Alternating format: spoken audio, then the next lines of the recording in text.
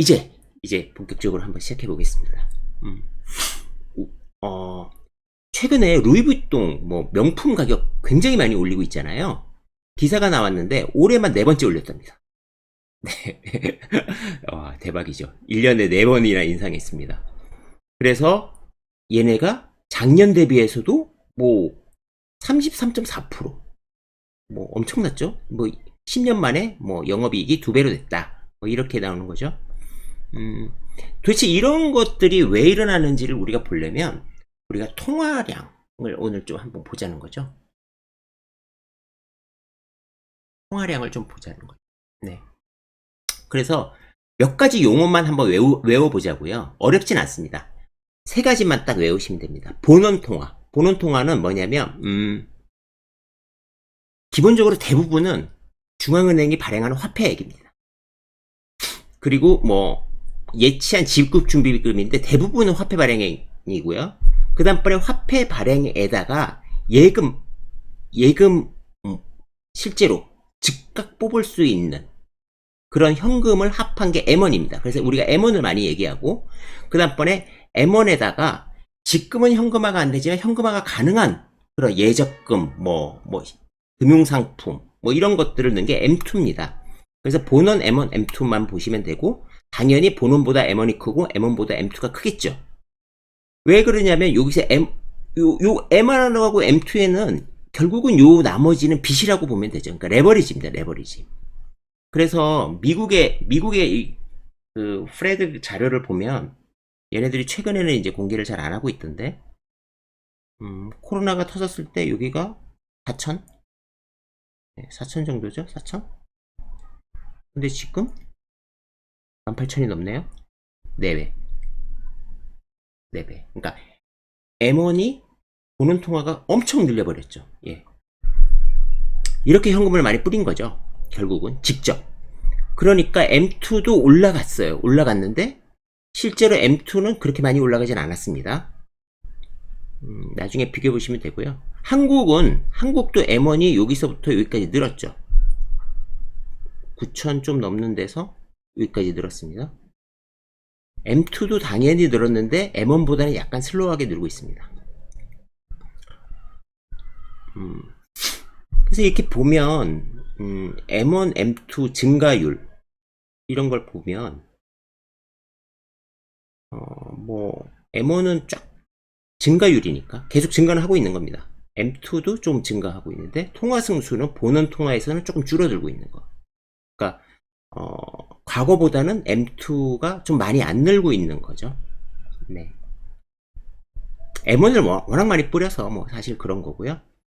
그 M2하고 주택가격 지수를 보면 상당히 좀 요새는 많이 올라왔죠. 그러니까 M2가 이렇게 늘고 있는데 주택이 갑자기 여기를 치고 와서 정책 당국이 긴장하는 거죠. 10년치를 그려보면 여기서 어디까지 더 올라갈지, 예, 이런 게 이제 정책 당국이 긴장하고 있습니다. 이거 같은 거고요. 요거는 보면 집하고 주식하고를 비교한 겁니다. 그러니까 모든 자산은 거의 장기적으로 한 방향을 가리켜요. 그렇기 때문에 집이 지금은 조금 더 오르고 있는데 주식도 많이 올라서 이렇게 그 갭을 결국은 메꾸고 있습니다. 결국은 자산이 많이 오르고 있는 거죠. 예금도 조금씩 늘고 있고요. 이거 한국은행에서 다 자료 갖고 온 겁니다. 대출금도 많이 늘고 있습니다. 그러니까 대출금이 많이 늘고 있어요. 예금보다도 더. 근데 미국은 어떠냐? 미국은 이게 예금, 이게 대출인데요. 돈을 너무 많이 뿌리니까 예금이 많이 늘었죠. 그러니까 미국은 건전합니다. 미국은. 한국이 좀 대출이 많죠. 그러니까 요 지수만, 요것만 보면 미국은 뭐 현금을 직접 살포했으니까, 네, 미국은 건전합니다. M2 증가율이 지금 많이 꺾이고 있고요. 미국도, 네, 증가율이니까 증가는 하고 있습니다. 그러니까 근데 증가율은 좀 꺾이고 있다. 한국은 계속 늘었죠. 한국은 근데 이제 뭐 적게 늘긴 했는데 그게 뭐 대형 공모주, 청약 뭐 이런 것 때문에 는다고 하고 있죠. 그래서 이 지금 하지만 M2 통화 승수가 조금씩은 줄어들고 있습니다.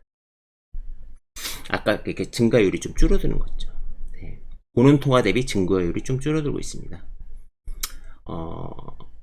빚이 느니까 일단은 예금보험료부터 쬐는 거죠. 그러니까 이게 예금보험료가 뭐냐면 우리가 그 1인당 5천만 원까지 금융기관에서 그 예금자 보호법 해주잖아요. 그 돈 내는 거예요. 예금보험료. 그런데 이렇겠죠. 부실한 금융기관이 더 많이 내겠죠. 그러니까 1일 금융기관보다 저축은행이 더 많이 내겠죠. 그래서 요율은 다른데 이거를 대출의 질이 얼마나 악화됐는지에 따라서 예금보험료를 더 내게 하겠다. 그러니까 대출을 관리하겠다는 뜻입니다. 그래서 보면 다 달라요. 은행은 0.8, 증권 0.15, 저축은행 0.4. 제일 높죠. 네. 여기에서 더 대출 관리를 해서 더 예금보험료를 더 걷겠다. 그러면은 각 금융기관들은 비용이 늘어나니까 대출을 좀 적정한 선에서 유지하려고 하겠죠. 네, 이런 식으로 지금 정부가 관리하고 있습니다. 그럼 왜 그러냐? 왜 그러냐를 우리가 보면 사실 이게 어떤 정부도 막 하는 건 아닙니다. 다 이유가 있어요. 자산에 5분위, 그러니까 1분위와 5분위, 5분위는 상위고요. 1분위는 제일 하층입니다. 그거의 비율이 보면 역대 최고로 지금 벌어지고 있습니다. 당연하죠. 주택가격도 폭등하고, 뭐, 주식도 올랐고. 네, 이러니까, 이때가 조금 된 거는 직접 지원, 코로나 직접 지원으로 조금 줄었다가 자산 가격이 튀면서 이제는 역대 최고까지 온 겁니다. 이런 것들이 지금 좀 정책 당국자들이 좀 불편하게 하는 거죠. 가계부채율을 보면 20, 30대가 너무 많이 평균보다 너무 많이 늘었어요. 그래서 20, 30대를 지금 좀 이렇게 좀 보호냐 규제냐 사다리 걷어차기냐 뭐 어쨌든 뭐 예 지금 그러고 있는 겁니다. 그래서 대출을 자꾸만 규제하려고 하는 거죠. 네. 규제하려고 하는 이유는 있어요. 분명히 있습니다. 근데 그거를 우리가 이 자리에서 야 그게 옳아 틀렸어 이런 얘기를 할 필요가 없고 이런 상황인데 우리는 어떻게 할 거냐 이런 겁니다. 그래서 이런 것들을 우리가 머릿속에 넣고 있으면 또 환경을 다 공부하시고 나면 막 REC도 들리고 대출권도 기사 보면 다 이해되잖아요. 그러니까 나중에는 다 이런 게 이해가 되실 거예요. 갭 투자 비율입니다. 갭 투자 비율이 지금 굉장히 늘고 있어요. 이렇게 전세 가격도 늘고 있고, 네 아파트 가격과 갭 투자 비율. 네 그래서 보니까 아파트 거래 시 외부 자금 조달에 임대보증금이 제일 크더라라는 거죠. 임대보증금으로 레버리지를 하고 있는 거죠. 그래서 임대보증금이 70% 이상의 비중을 보니까 서울이 이렇게 늘었습니다. 1년 만에. 경기 인천이 이렇게 늘었습니다. 많이 늘었죠. 예. 왜 그러면 이런 것들을 자꾸만 관리하려고 하는가라고 보면 사실 우리가 진위계수 때문이거든요. 그러니까 진위계수라는 게 불평등 지수인데 0으로 가면 완벽한 평등, 1로 가면 완벽한 불평등입니다. 그래서 숫자가 높아질수록 사회가 불안정해지죠. 그러니까 왜 그러냐면 자기가 점점 상대적으로 가난해진다고 느끼거든요. 이 진위계수가 되게 중요한 겁니다. 그래서 중국도 지금 여러 가지를 지금 막 통제하는 것 중에 하나가 진위계수 때문입니다. 얘네들은 통계를 정확히 안 내지만 지금 대충 보는 게 뭐냐면 대도시는 7천 위안 정도 되는데 그 농촌에, 그러니까 14억 명 중에 6억 명은 천위안이라는 거죠. 그러니까 7분의 1이라는 거예요. 굉장히 차이가 큰 겁니다. 그러니까 이런 게 불평등 지수가 높아지니까 사회 불안을 야기할 수밖에 없는 거죠. 그래서 이런 거를 보고 있는 거예요.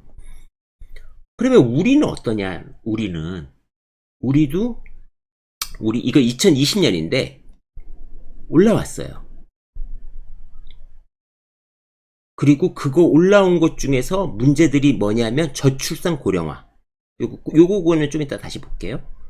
그리고 그래서 뭐 노인들의 고용률도 올라오고, 그러니까 요런 걸 보고 이제 제가 다시 자료를 찾아본 겁니다. 그래서 결국은 불평등 지수가 올라오고 사회 불안이 야기되니까 이런 것들을 좀 막고자 하는 게 있는 거죠. 그래서 보면 뭐 최저임금도 올리고 뭐도 올리고 해서 처분가득 소득은 조금 낮아지고 있는데, 문제는 순자산 쪽에서 순자산 불평등 지수가 올라오고 있는 거예요. 이게 19년도니까 20년, 21년은 더 올라왔겠죠, 당연히. 이게 이제 문제가 되는 겁니다. 그러니까 요때 조금 떨어지고 있잖아요, 요때가 어떤 때죠? 요때가 그때예요. 여러분들은 아파트가 매년 올랐다고 생각하는데, 사실 우리나라 아파트가 막 그냥 최경환 총리였나요? 부총리였죠. 빚내서 아파트 사라고 할 때가 아파트 가격이 계속 빠질 때였습니다. 그때 이제 아파트가 빠지니까 자산 소득 불균형이 그때는 좀 덜한데, 지금은 뭐 안 봐도 어마어마하게 올라왔을 겁니다. 이런 것들이 사회에 많아지면 문제가 생기죠. 이거는 이제 뭐 OECD에서 한 건데, 한국의 진위계수, 미국의 진위계수, OECD는 3.16, 뭐 이렇다. 중국은 여기 있다고 하죠. 이게 정확한 건 아닌데 이제 외부에서 추정하는 거죠. 그런데 문제는 이런 거죠. 문제는 진위계수도 문제인데 66세 상대 빈곤율이 43%예요, 한국이. 그러니까 노인의 빈곤이 너무 높아요. 일본보다 2배 이상 높습니다. 그러니까 노인이 되면 우리는 이제 정말 가난해지게 되는 거죠. 가난해지게.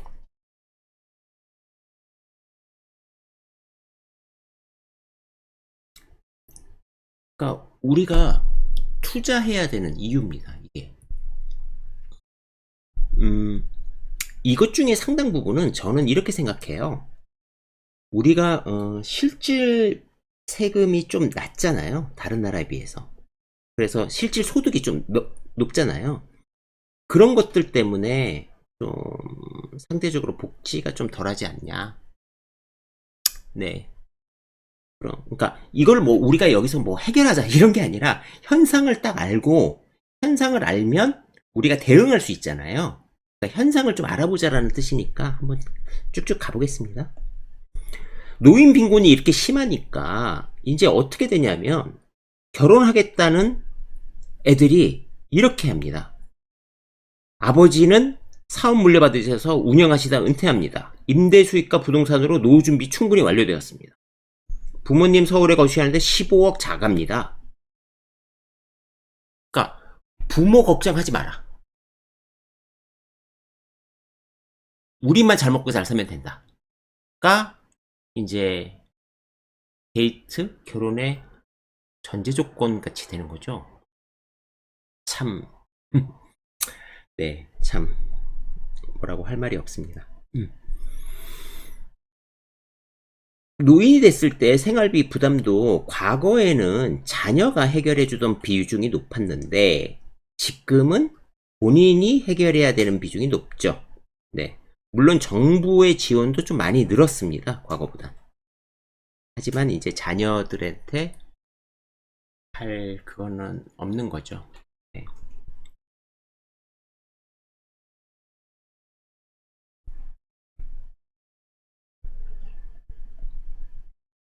그래서 노인들이 주택연금을 가입을 하고 있죠. 주택연금을 가입자가 상당히 빠르게 늘고 있습니다.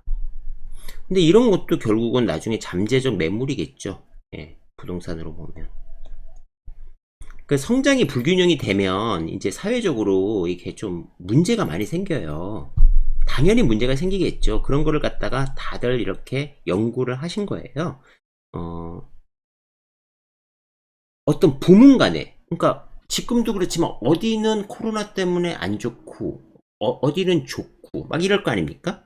거기 간의 불균형, 그리고 소득 격차의 불균형, 그리고 실물하고 지금처럼 금융하고의 괴리, 이런 것들이 보면 일할 의욕을 꺾고 뭐 포기하게 만들고 뭐 이러면서 이제 점점 더 암울하게 만드는 거죠. 그러니까 정부가 자산 시장을 누를 수 있을지는 모르겠지만 조금 이렇게 억제하고자 하는 이유들은 분명합니다. 잘 하고 싶은 거겠죠. 네. 잘 될지는 뭐 잘 모르겠습니다.